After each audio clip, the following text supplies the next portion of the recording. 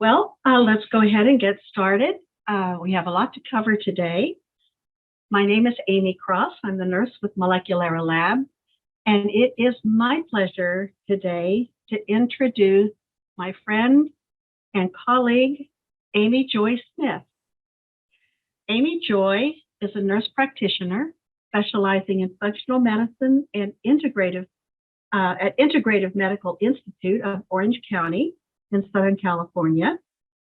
She is a renowned pioneer in the PANDAS front who limits her work exclusively to supporting children with complex cases of PANDAS. She is also the mother of an amazing child whom she recovered from PANDAS and a dedicated PANDAS awareness advocate. So, Amy Joy, thank you so much for being with us. And I will go off screen and let you get started with your presentation. Thank you. Thank you very much. And thank you so much for having me. And I am actually going to dive right in and share my screen and just get going. My talk is entitled Integrative Approaches to Treating Children with PANDAS and PANS. I'm a nurse practitioner. I've been doing integrative medicine really since the 80s, when it was pretty much called holistic medicine, and then it was alternative medicine, and then it was complementary medicine, and now it tends to be seen more as integrative medicine, where you've got a foot in the regular Western medical realm with all the gifts and the glory of that, and are open to other healing modalities because it expands my toolkit, quite frankly. We're here to talk today about PANS, Pediatric Acute Neuropsychiatric Syndrome. I think you already know this. And this algorithm here is something that I think about every day and all day, because I don't know why that is there. I just want to see if I can move it. There we go. PANS is a huge category, and it essentially means that anything on the physical realm that impacts a child's neuropsychiatric, emotional, behavioral regulation and functioning can technically be called PANS. And you can have infection triggered, right, which are a host of microbes that can directly affect and even infect the brain. And then you have this special group when it's PANDAS, and PANDAS is more of that autoimmune, cross-reactive antibody, molecular mimicry pathway that's unique to PANS. And then there's this host of non-infectious triggers. And these are always really important to keep in mind also, because they set the stage for certain things. Sometimes they are the straw that breaks the camel's back, or sometimes they are a setup for the thing that happens that pushes a child's immune system beyond itself to where you see acute neuropsychiatric syndrome. And I always am thinking about this straw that broke the camel's back is on top of a whole bunch of other things that have come before. Nothing happens in a vacuum, right? Okay. I come at this with a clinician's perspective. I've been treating children with PANDAS and PANS since 2010, and probably for at least the last 10 years, it's 100% of my practice. I've treated a lot of children and their families, and I also come at it as a mother's perspective. My son developed PANDAS, acute onset of PANDAS, July 7th, 2006. It completely altered him, and it took a long time to figure out what was going on, and then another long time to get him better.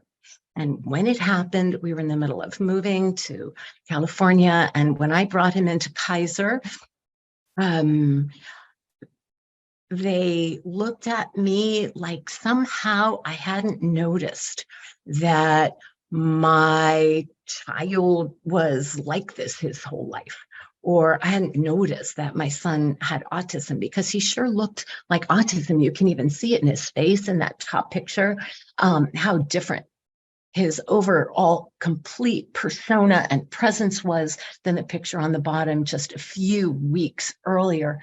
And they weren't curious whatsoever. They didn't ask me any significant questions. They never even did a neuro exam. I thought he should have a CAT scan. I used to work at Boston Children's and neuro and neurosurgery, and I just kept thinking maybe he has a brain tumor. They were patronizing and dismissive of me, even though I'm not only a smart person and, a mother, but I'm a nurse practitioner, and it gave me no standing with them. It was a humiliating and horrible experience. And I got very clear that it was going to be up to me to figure this out. And it took 7 years to diagnose and get my child better. He was 10 years old. By the time he was done, he was going into his senior year of high school, and that is a long time. During that time, we ended up bankrupt. My entire life savings and family inheritance were all spent on survival and medical care. My husband and I split up. We lost our homes. It was really, really hard. And how might that have been different? Well, we saw a lot of people, regular medical people, as well as integrative people. And the integrative treatments, fascinatingly, didn't really make a huge difference, except a couple of things that I'll point towards later, until, I really learned about the PANDAS piece and put them on antibiotics. But rather than seeing me as a partner, I was like an annoyance or a hindrance or stupid or something. And I know it's hard to believe, but when I talk to medical providers, I actually have to put this slide in there. And I know as nurse practitioners, this would never really apply to us because of our natural inclination as nurses to serve fully the people that are in front of us. But parents as partners in a collaborative effort to get these children well is a major shift in the dynamics of medical care, because most practitioners have no idea what PANDAS or PANS is, nor do they have time to do the research. And meanwhile, parents are up all night, every night, learning about it, and they are experts. And rather than most providers being open to learn about it, they become self-protective, and that's the problem. So it could be a whole new model for care. And I know I don't have to tell you that, but I left this in just so that you could be appalled with me. My son's history taught me almost everything I needed to know about children with PANDAS. And one time, maybe in another talk, we'll go through a bunch of these pieces step by step, because they really build a case and the experience, both of what a history looks like of a child with PANDAS and the path to healing, which is often very, very complex, because it looked like maybe it was just strep, but really there was so much more going on than that. And until I realized that and treated all of it, I couldn't get him well. So, the hardest part about treating PANDAS and PANS is recognizing, but if you really tear apart the history, you can find it. And this is such a great study. In 2017, Jan Tona and Denise Calabrese put together a survey of PANS children, almost 700 families. They're at the University of Buffalo. And what they found that is so incredibly compelling is that even though most of these children are sidelined to psych, only 5% of them have ever been diagnosed with a psychiatric disorder or illness in their childhood. Meanwhile, 73% of them have experienced chronic, frequent, recurrent infections and illnesses of all kinds, sinusitis and stomach problems and digestive problems and allergies and ear infections, on and on and on. So it looks like an immune illness, right? But this is the consensus. This is what everybody believes or understands about PANDAS and PANS. There's a very small thread of information that finds its way through. So diagnosis is difficult. There's no real true markers in the blood that are consistent, or at least that are not published yet consistently. There are no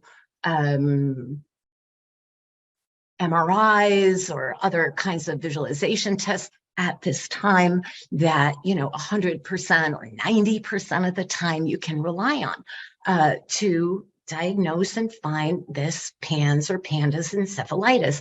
But I'm always heartened when I think about this study that was recently updated. This was actually published in 2014. It was a retrospective study of over 238,000 patients hospitalized for encephalitis between 2000 and 2010 in the United States. And it was done through the Johns Hopkins Encephalitis Center. And what they found is that with these patients, so these were hospitalized encephalitis cases, and they had access to very deep diagnostics that many of our office patients, clinic patients can't access. But despite that, no etiologic agent or process was identified in 50% of these patients, and simply, clearly, is troubling and points to the need for further research. But it doesn't say on here, so we should not treat them, right? They wouldn't withhold therapy from these patients because they couldn't find the antibody or the pathway. They were still treating them. They just acknowledged we can't find the cause of this right now. It's a clinical problem. And in 2022, they had an update on their website that over 60% of the time, they are unable to identify the specific cause of encephalitis, but they don't say, and so the family should be blamed or the child left untreated. And I would love to spend a few minutes playing the trailer for this documentary called My Kid Is Not Crazy. You can find it on Amazon Prime, and you can also watch it online. And this was a wonderful collaboration between PANDAS Network and the University of Florida School of Journalism.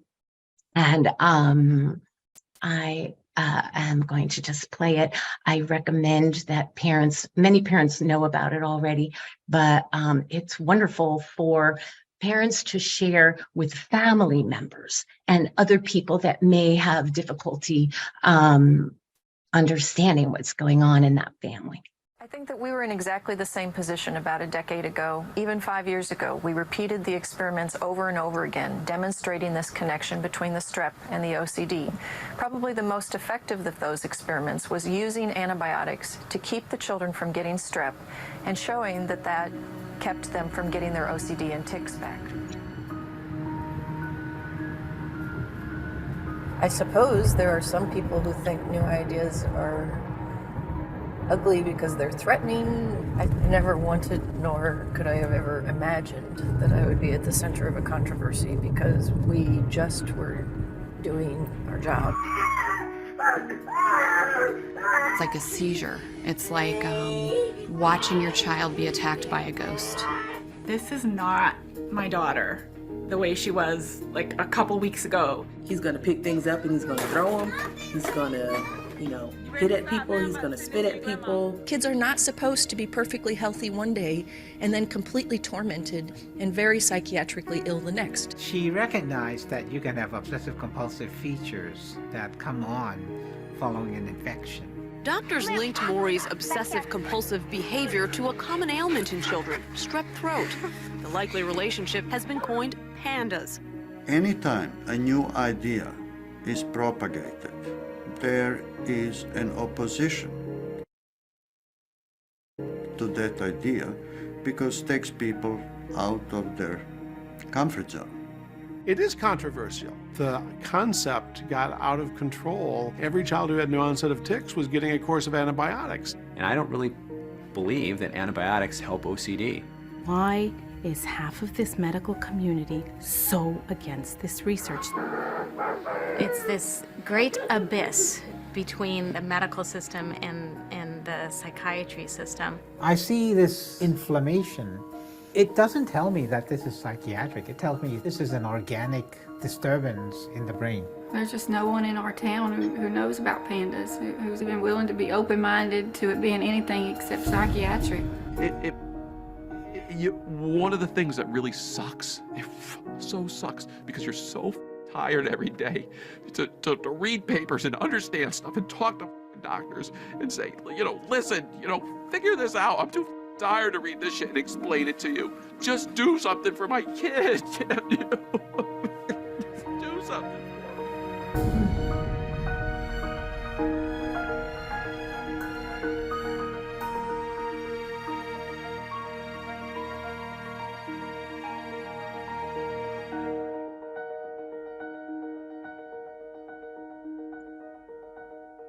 We won a local Emmy, a regional Emmy for Best Documentary, by the way. It was very exciting. Anyway, I highly recommend that you share this with your patients and your colleagues. So a lot of people say, oh, kids are going to grow out of PANDAS. Don't even bother. They're going to be fine. But first of all, we don't really know who's going to grow out of it and who isn't. And second of all, if they even at some point grow out of the immune dysregulation component, they're still going to have lived a life of suffering, mental illness, OCD, stress in the family, may not have finished their education. They're at risk for problems with the law. Many of those young adults end up self-medicating. It is not something to consider as a treatment path. There are a lot of costs of waiting to treat. Up on the left of this slide, one of the main things that you see with these kids is increasing symptom severity over time and what I call a baseline drift. So in the very beginning, like that very first strep coming into it, that pink line, they're who they were and who they are. And then they had strep and they may have had a PANDAS reaction, blood-brain barrier, whatever went on, and it was an early transient episode that they were able to work out on their own.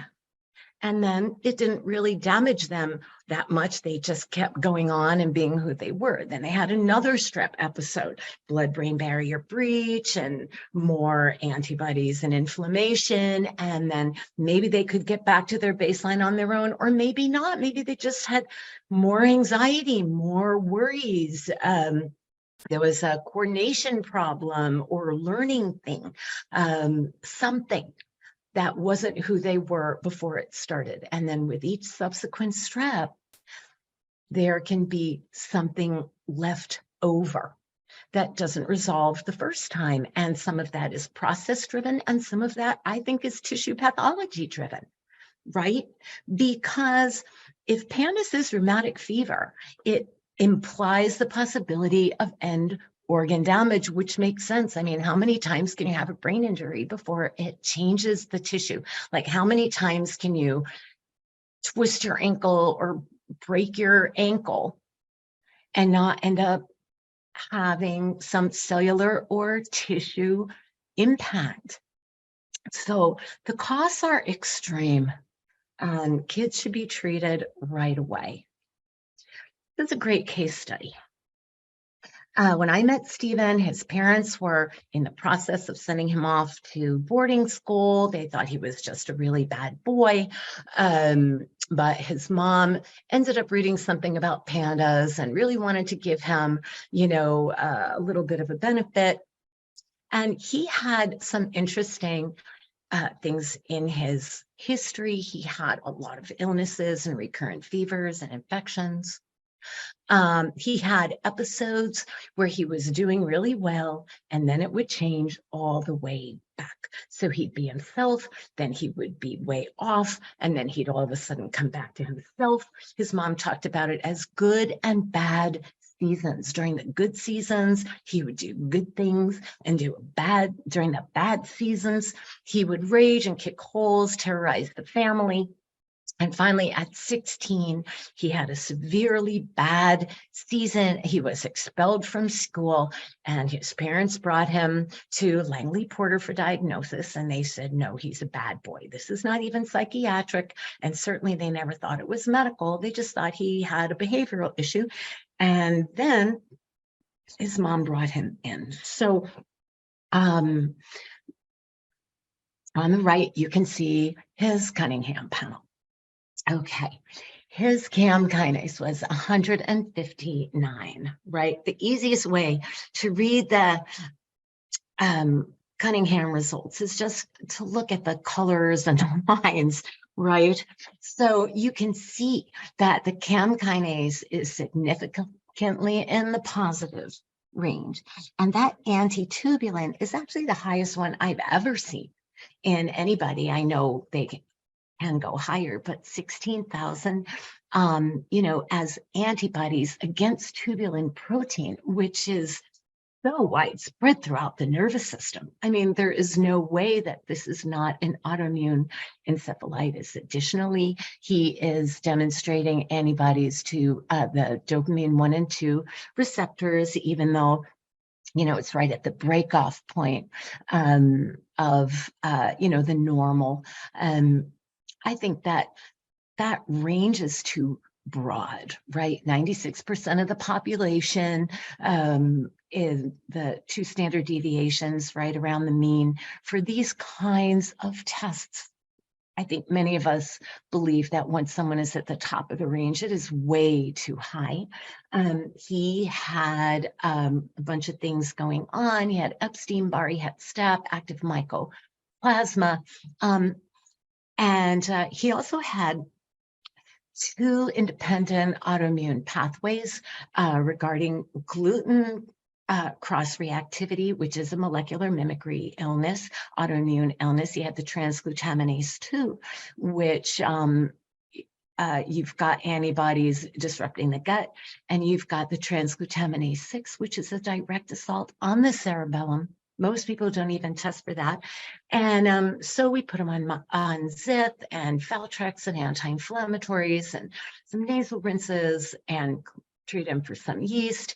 And he got a lot better. And by the end of May, he was so much more stable. He went on a summer vacation with his family on Augmentin to the East Coast for the entire summer. Mom got bit by a tick. She developed acute Lyme, as did his sister. And he ran out of meds. Everybody was busy. He lost all the gains. It became a nightmare. And they said, that's it. We're done here. Because the manifestations of PANDAS may not be Stephen's fault, but his behaviors are not acceptable and create deep traumatic wounds for Stephen and the other family members.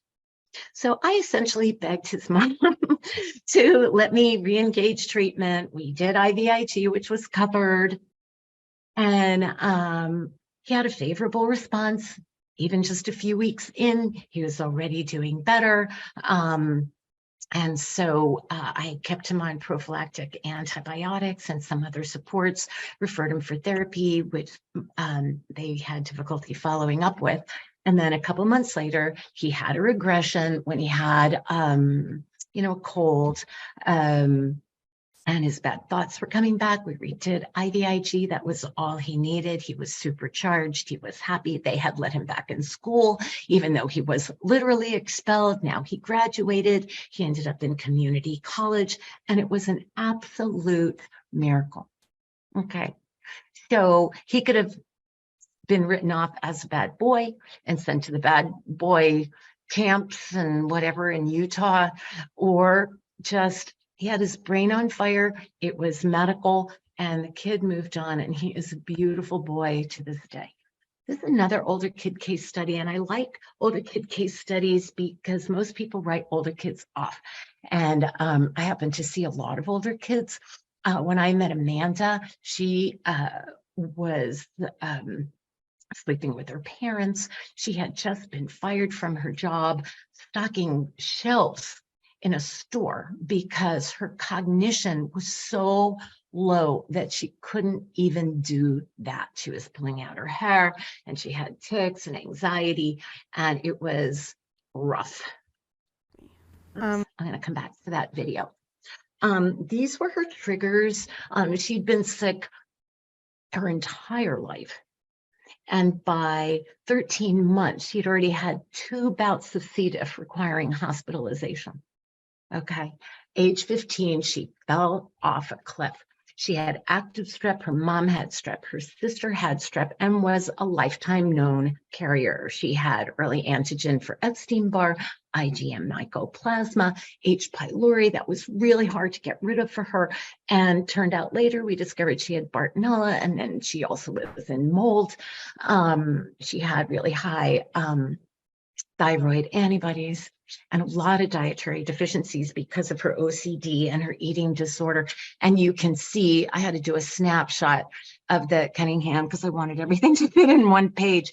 But, and the ranges were a little bit different here, but you can see that her lysoganglioside was deeply in the red range, 1280.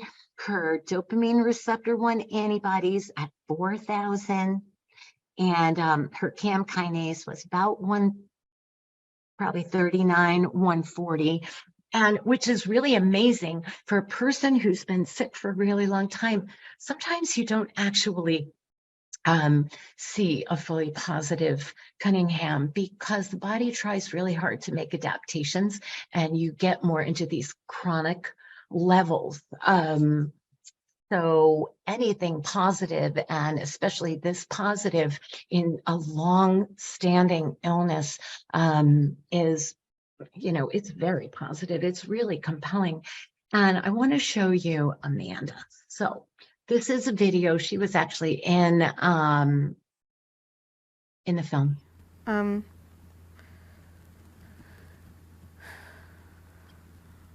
So that's really hard. So I guess I'm just dealing with stuff that could be avoided. I'm hoping to get for my, what is that word? My problems to get better. I'm really hoping that after this is done, I'll be at least halfway a normal person rather than barely functioning half the time.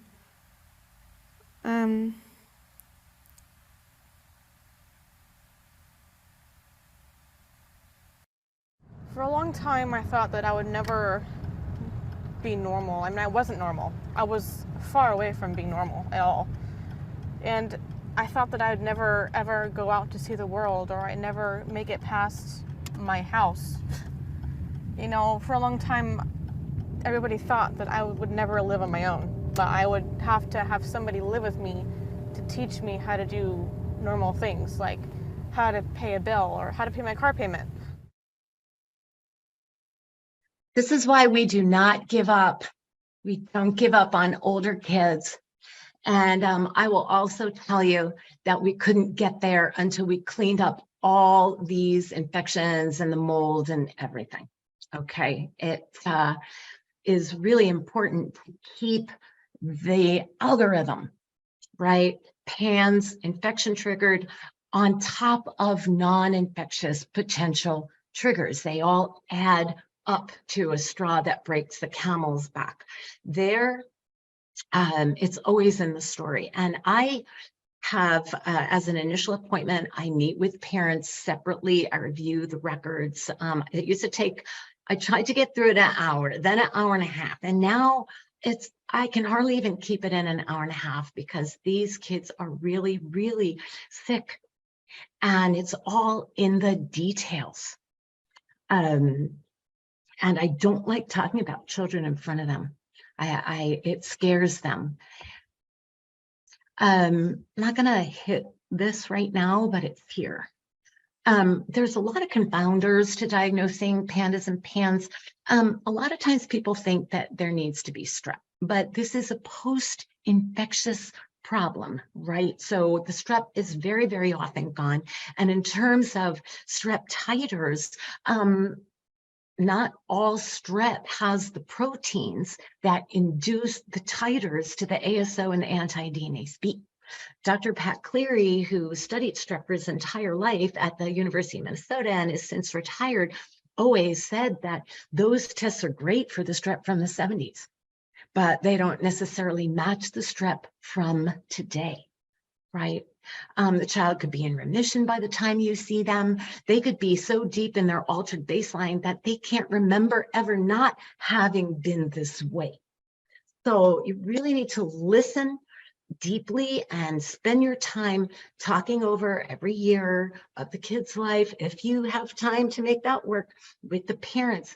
And then you have to hop over the question of who am I to diagnose a controversial, illness like PANDAS and PANS. And I really, really believe that who are we not to?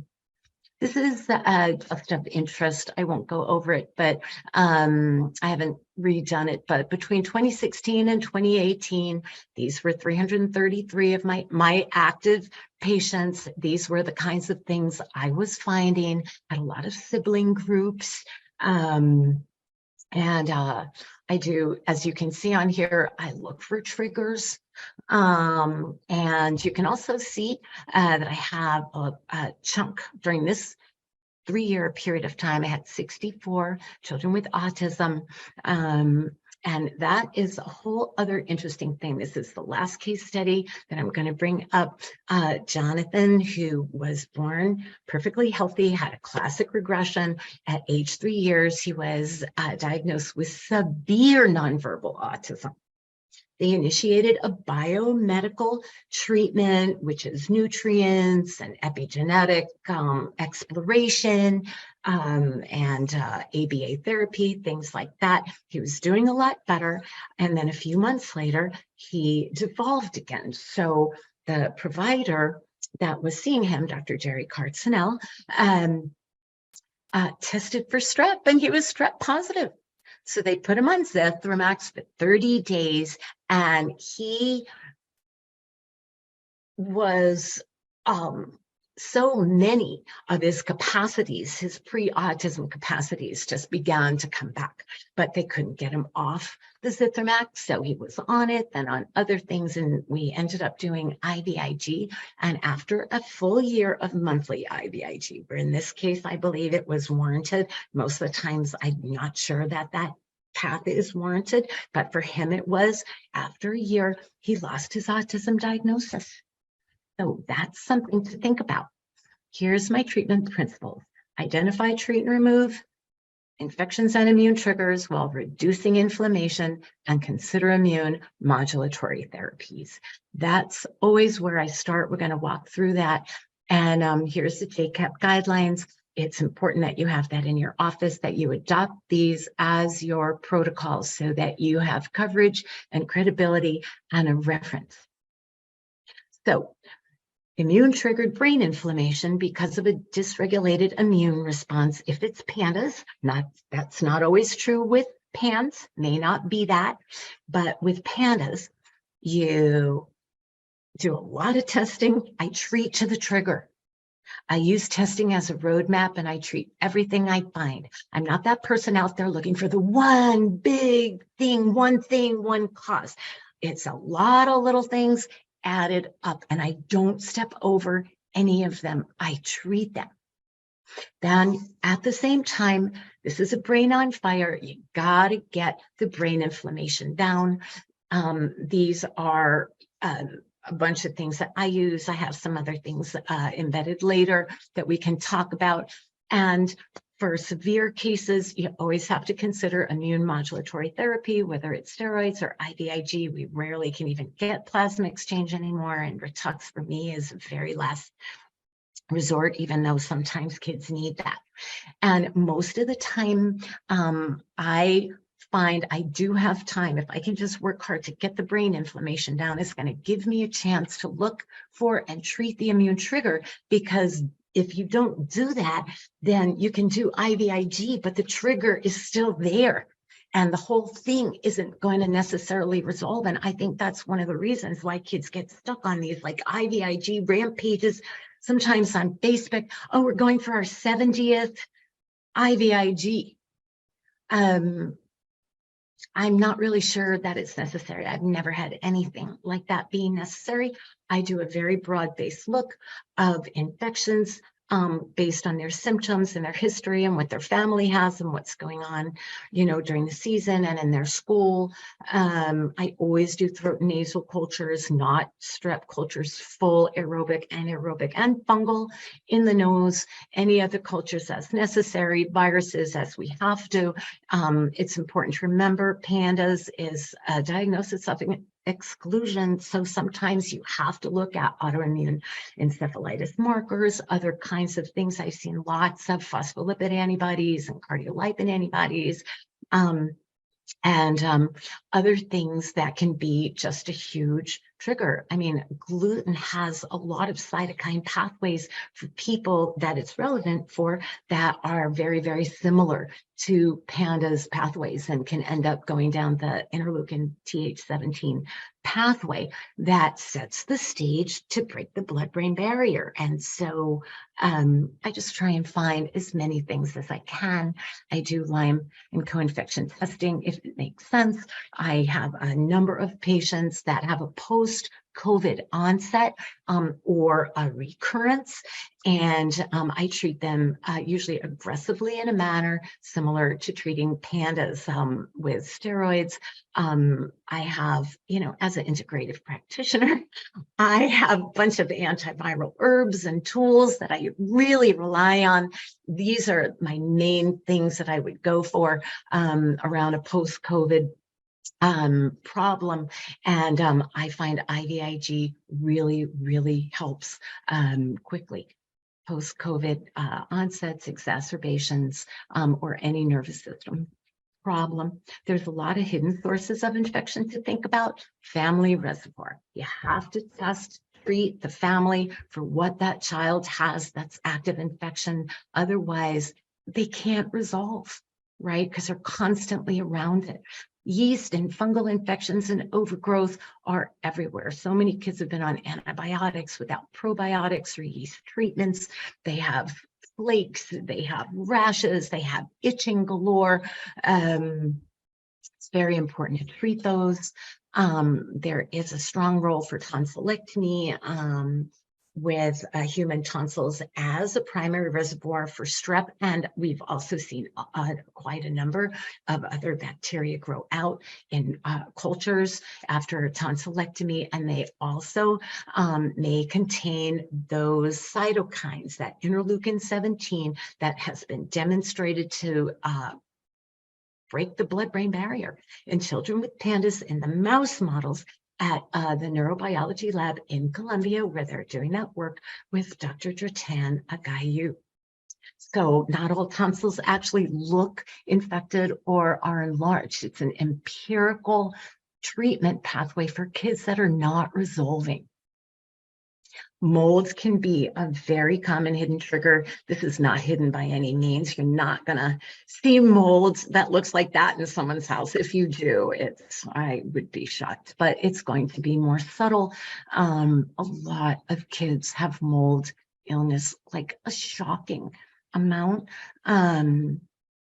And it has to do with the way homes are built in the United States and the building materials. And, you know, a lot of drywall actually comes into a home already moldy, embedded with mold spores because they're soaking wet. Those big drywall, you know, flat pieces, and they're just stacked one on top of another, and they're wet and they're gross, and then they come into the house and they're already moldy, and it takes nothing to trigger some downstream mold growth event.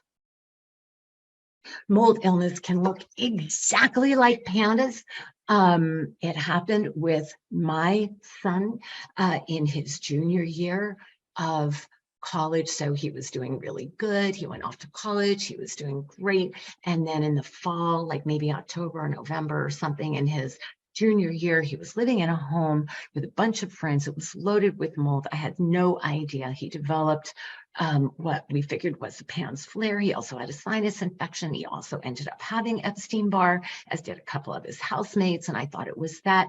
And I brought him home. He took all incompletes for the semester, and we just worked on getting him better, and which he was getting better. And I didn't know that it's because he was out of mold. Plus, we were treating what he seemed to have.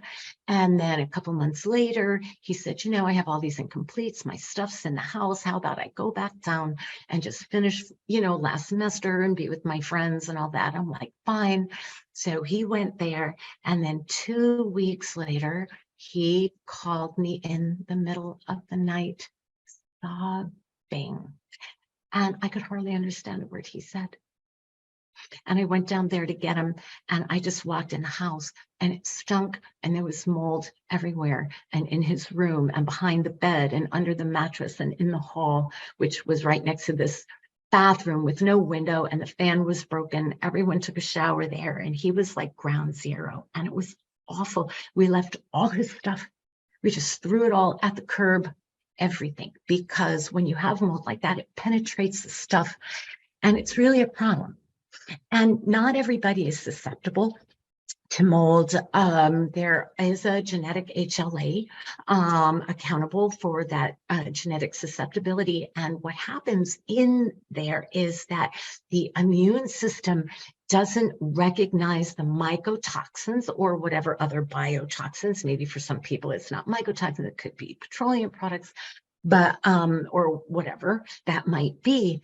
And so the body doesn't recognize that as other, let alone toxic, and then continue to dissemble and excrete those molecules. So they build up in those people faster than they're able to get rid of them. And those mycotoxins are what are exerting their influence on the health. It can cause tremendous cytokine dysregulation, cytokine storm, and not everybody is susceptible, right? So say I have a kid with PANDAS and or PANS, and they're not necessarily susceptible to mold illness, like their body can identify and excrete those molecules, but it's this constant immune trigger. Their immune trigger is constantly interacting with the mold in order to break it down and excrete it and manage it and antidote the inflammatory cytokines or whatever that is. And so their immune system can't settle down. So the IVIG or whatever else you're doing can't stick because it's an endless immune triggering. So there's a front door, there's a back door, you've got the direct effects, the indirect effects, and mold remediation can be really costly and break families. It can be really hard. The symptoms can look exactly like PANDAS. And so when somebody has mold, first aid, what you can't read up top there is you get kids out. You try and get them out and the family out as much as possible. I've had families sleep in their tent in the backyard, if it, was safe to do that, just to get out of mold, and then use a binder. Here's some examples. They're just these active ligands that will go through the gut and the biliary tree and just pull and attach and bind up the mycotoxins and excrete them through the intestine so that they don't just keep being recycled. And it's the best approach to get those toxins out. It's like somebody coming into the ER and just being given a ton of charcoal, right, to just suck up all whatever it was that they swallowed by accident. And yeah, getting out is a big deal. I use some detox supports. We can talk about another time. And, you know, mold can also trigger a lot of histamine and mast cell issues, which in and of itself can be not only an immune trigger, but anxiety trigger, right? The best testing is not air sampling. It is called the ERMI test, where you send a sample of your house, dust and debris, to the lab, and they will PCR looking for fragments of these molds. Because see, you've got the water damage molds, which are the ones that grow on objects that have been soaked in the house, and they're sticky, so they're not going to end up in the debris. Then you've got or they're not going to end up in the air sample. Then you've got these common indoor molds that come in from outside. So those, you know, are more allergens. They're not really a big problem, right? So these are mostly what's going to show up in the air sample. These are two great examples. This is a very clean home. You see water damage molds. Most of them are non-detectable or very, very, very, very low numbers. Look at this one. I just got this one this week from a family who not only is, you know, the PANDAS girl having a problem, now her brother is having a problem, and her dad had a panic attack.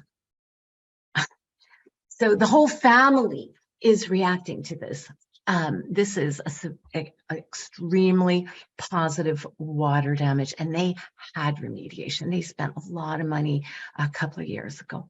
So something big time is going on there. Here's a bunch of resources. The gut can be a huge hidden trigger. The gut-brain immune axis is a real thing. We may never understand it or not know how to wrap our heads around it, but we absolutely cannot ignore it. There are almost 15,000 articles on the gut-brain or gut-brain immune axis on PubMed. It's the link between the gut flora and the rest of our body. Okay, I love this quote.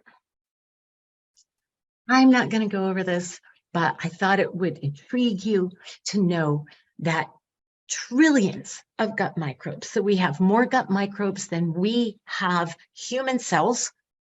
They exert both direct and indirect effects on the nervous system, our immune system, and on all of our organ systems. And the indirect effects mostly come from the metabolites of fermentation and short chain fats, particularly butyrate, which there's actually literature that demonstrate that maternal gut-produced butyrate stabilizes and induces brain homeostasis and glial development in the fetus. It's a huge thing we can talk about another day. It has influences on innate immunity, great studies on specific strains and prebiotic strain that reduce anxiety, they increase vagal tone, they reduce depression, they support GABA and serotonin modulation and receptors. And these are great strains to use, by the way. Lacto-GG, which is also cultural, regulates gut-brain axis and relieves anxiety-like behavior in adulthood when colonized in early life. I mean, that's amazing stuff. I'd love to talk to you about leaky gut, but I'm going to save that for time. But I will tell you it's important, okay? I do testing, and what's really interesting here is that there are, this is one page of an extensive inquiry into a gut. I like the doctor's data. And This is the culture page. They do a lot of PCR. They do a bunch of function. I really like this type of test. And this is just the culture. So these are all no growth, a bunch of pathogenic things that they don't always PCR for. This is regular bacteria that can live in the gut, but is overgrown. All right, it's not necessarily that big of a deal, but, you know, I always wonder, even these non-pathogenic strains of strep, you know, I wonder if they're a trigger only because of molecular mimicry. You know, there's enough strep protein, who knows, that might drive something, the same way some kids that eat yogurt that have, you know, strep thermophilus, a totally non-pathogenic strain, end up flaring, right? And then there's 3 gram-negative bacteria, potentially invasive, that can cause a lot of inflammation. And the inflammation is what ends up causing a leaky gut. The same way, like the inside of your cheek is how I explain it to parents, you know, which is so vascular and the capillaries are so close to the surface. If it's inflamed or you bite it, you know, by accident, little bits of blood come out into your mouth, but stuff that might be in your mouth, it could end up in those little teeny capillaries as well, right? And if it's yeast or bacteria, that can cause a problem. And I would never do IVIG. It's just me on someone that I haven't taken a look at their gut, because it's a reason for it not to stick. Someone like this, it's going to be hard for their IVIG to stick. Here's some good probiotic basics that you can use to get started. Okay, because some people don't recommend probiotics because they just don't know how to start. Okay, and there's a few strains that are, you know, definitely low histamine strains that you can use that are safe. And sometimes I even just start every other day to prevent like yeast die-off or something like that from using too many probiotics all at one time. Okay, so I think that just having this alone is going to be beneficial. You may not understand it, but we absolutely can't ignore it. Incense. I use supports to reduce the risk of breaking down the gut mucosal lining with NSAID use, and I find it works really well. I love the DGL Plus capsules. It's deglycerinized licorice, aloe, marshmallow, and slippery elm. It's this demulcent type of, it's like okra or aloe, right? Just that sticky kind of mucus building supportive type of product that holds moisture against the lining, and it helps protect it against things like NSAID use or antibiotic use, right? These are some things that I use you may not be familiar with. I did put some references there that can really work, because if all you have is an NSAID or a steroid, then you could get stuck if someone has a gut issue from it, right? Here are some other things that I like to use for reducing inflammation.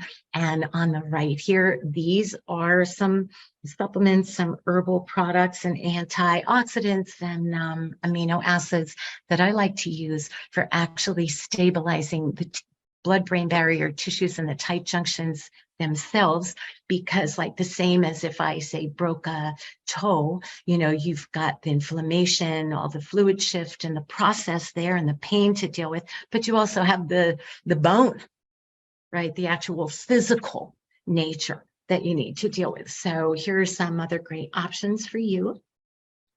IVIG, we've talked a little bit about it. There's a ton of support for IVIG, and I feel like I'm running late and I just feel terrible. Let's see.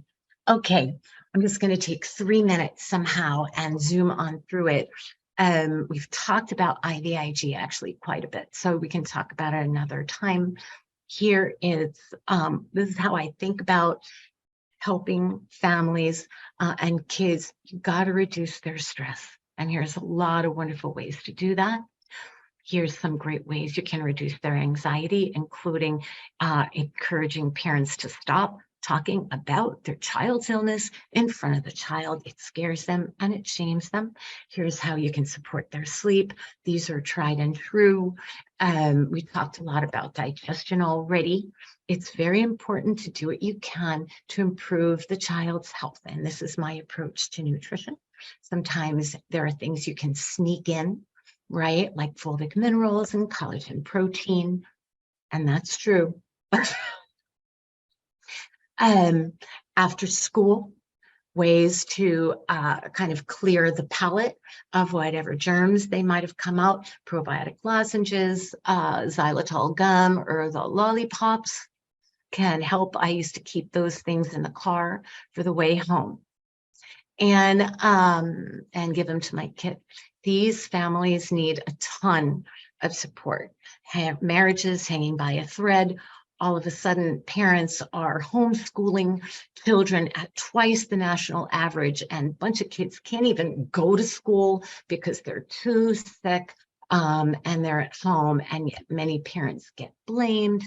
They're called child abuse, keeping kids home or giving them antibiotics. CPS gets called on quite a number of children. These are all real cases right here. It's so important to help the family, help the parents as humans to stay human, parents as couples to stay connected. Ask them directly how they are doing. It's amazing how many of them are splitting up and they don't even tell you that. There's a lot of support groups online, and recovery is so important. Repairing the brain. No yeast left behind is one of my mottos, family therapy. And here's a bunch of resources for you, books. There's more books are always coming out. Here are some of the early PANDAS pioneers and researchers to whom we're incredibly grateful. And most of all, never give up. And that is what I got. There is one question. I had several questions, and I no sooner wrote them down until you covered them, just like you were reading my mind. But one of our listeners today is asking about the details involved in IVIG. Specifically, what is the process like for patients? Is it a quick shot, an IV treatment? How long does it take, and side effects? And how do providers get this for their patients? Can they just write an order is the question. Okay, number one, yes, you write an order and you send it to an infusion company.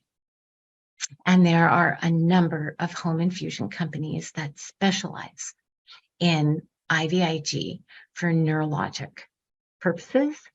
And I'm happy to talk about IVIG in more detail anytime. The process is done over 2 days and sometimes 3. I found if you do it over 3, it minimizes the side effects, but it's unnecessary. It's a long day because you run the IVIG in really slowly in the beginning because you want to really monitor for any kind of intolerance or side effect, which is extremely rare, but it is a blood product. And so they need to be pre-treated like with any blood product. And there's always that risk of a histamine reaction. I've never had anybody have any reaction requiring any emergency or ER visit ever. Okay. And, but it's possible. And thousands of people get IVIG every day in the United States, and almost all of them are at home, right? Because it's a very well-known, long-established product, was used since the 40s, World War II. For immune deficiency, and since the 1970s for autoimmune, and it's been reformulated into safer and safer and safer products. So that's how that goes. We get it covered almost all the time. We get it covered almost all the time by insurance. for the codes that are used for autoimmune encephalitis. And as long as you have good documentation, there's a lot of literature, and it depends on that person's insurance, but we get good coverage. Thank you, Amy Joy. Unfortunately, we're out of time, but I'd like to let our participants know that we are in negotiation with you for a few more sessions on this topic. It is a huge topic and impossible to cover it all within an hour for sure. So we thank you so much. We will be sending a recording of this session to those who have registered. And I know that we all want to say thank you for this valuable information, and we look forward to the next time. So thank you so much.